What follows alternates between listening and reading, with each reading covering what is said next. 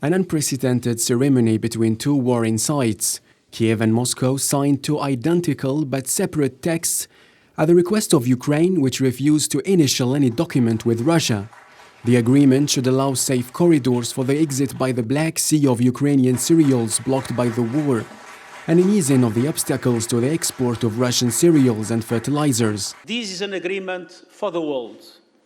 It will bring relief for developing countries on the edge of bankruptcy and the most vulnerable people on the edge of famine. And it will help stabilize global food prices, which were already at record levels even before the war, a true nightmare for developing countries.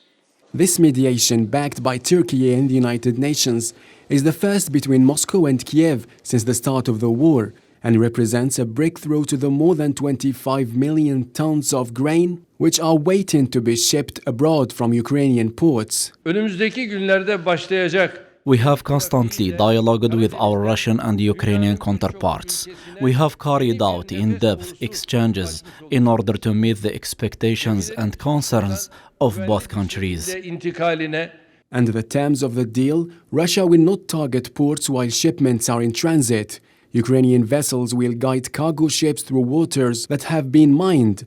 Turkey, supported by the United Nations, will inspect ships to relieve Russian fears of weapons smuggling. And Russian exports of grain and fertilizer via the Black Sea will be facilitated. However, analysts are skeptical that the agreement will not change things overnight. We have to also, part of the agreement is to ensure that the vessels coming in are just moving what's legitimate goods, that they're moving not military goods or other kinds of things. So they have to be, the cargoes will have to be examined. This will all add, complexity and most importantly, add time to it.